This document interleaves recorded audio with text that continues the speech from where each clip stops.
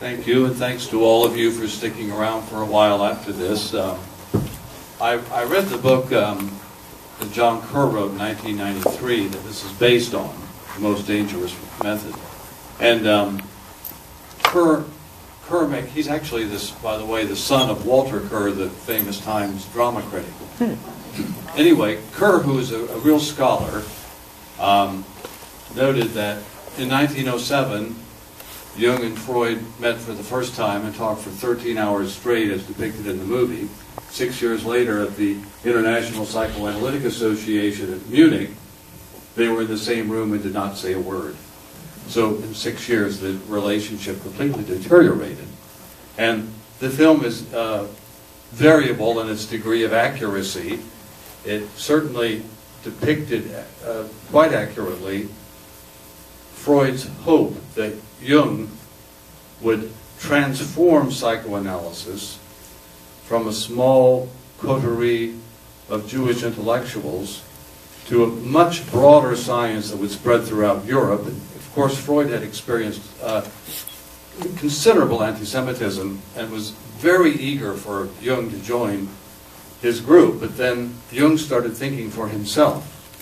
And as you know, Freud was not analyzed except for his self-analysis, and the problem with self-analysis has always been countertransference. So he had less than an ideal psychoanalysis and really couldn't tolerate those who disagreed with him or brought up different views. The other thing I think the film depicts accurately is the recurrent triangles in Freud's early efforts to recruit disciples. We see the triangle of Spielrein and Jung and Freud.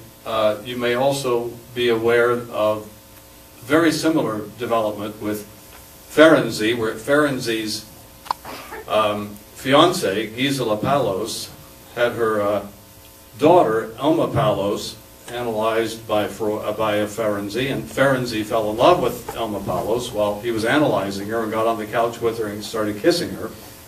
And then he thought maybe it was a good idea to send Elma Palos to Freud.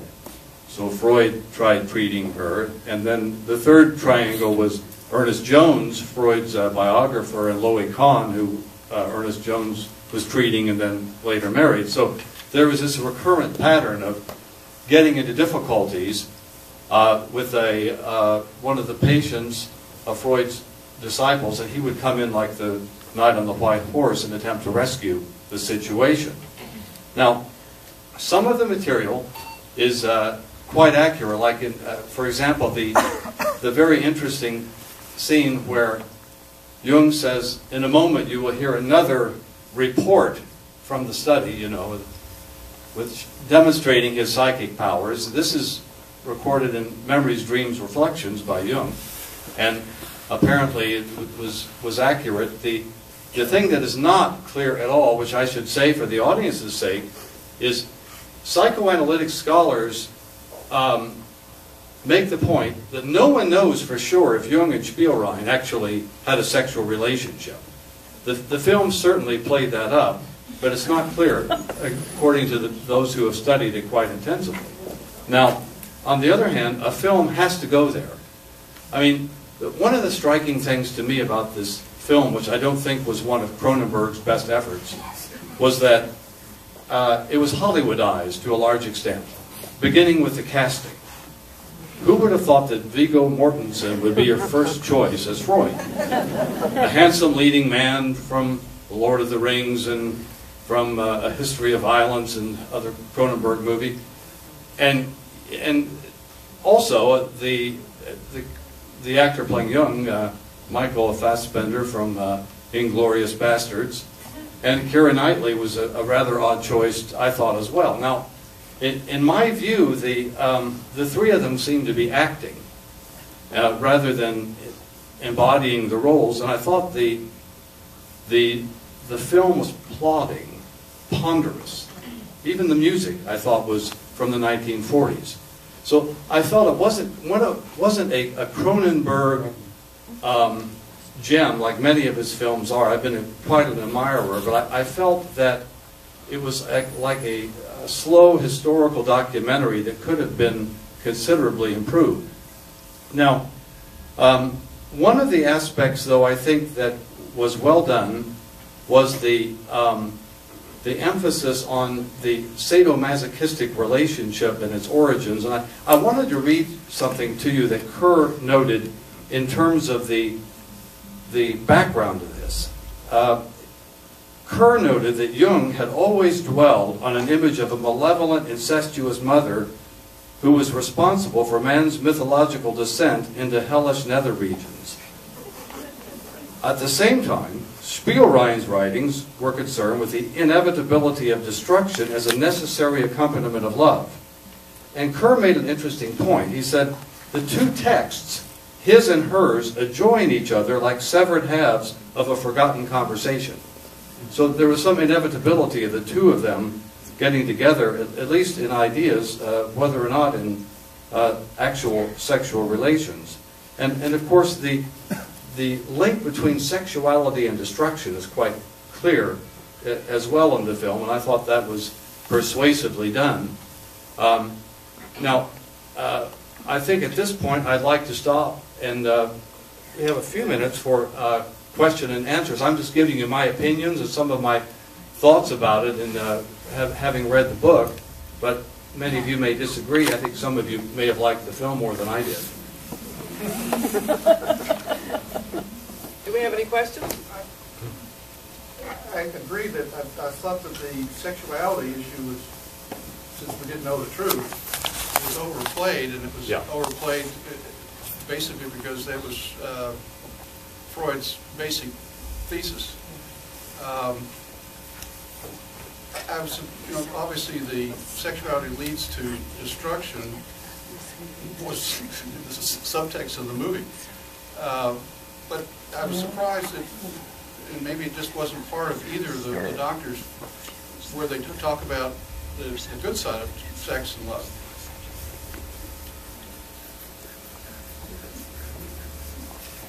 Could you comment?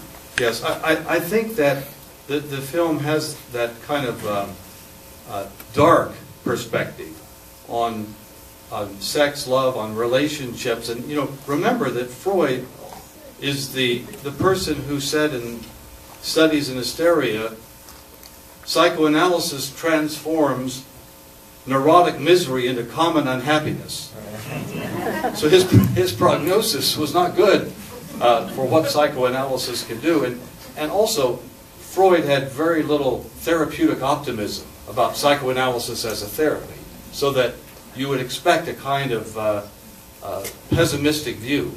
And I think Viggo Mortensen doing his best at playing a character role as a leading man was pretty good in getting in conveying that kind of pessimism in Freud. But by the way, another controversial line, when they were on the voyage to Clark University, you heard Freud say to Jung, little do they know that we're bringing them the plague.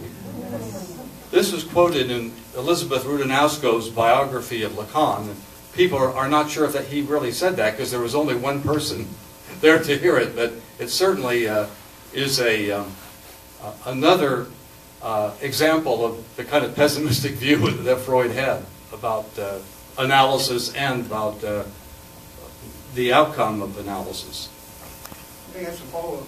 With the large percentage of divorce and add to that unhappy marriages, what's the current psychoanalysis of sex / love marriage leading to destruction? I mean, that seems to be a major part of our lives, or at least a lot of us. I don't know that there's any actual consensus on that.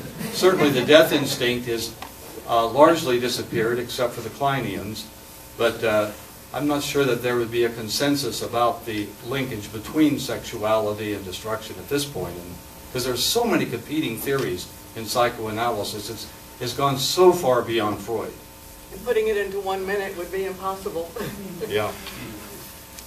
We really do need to shut down, but if there's any burning question, we'll take one more. Just very briefly, could you comment on Sabina Schmilling's influence in the field of child psychology?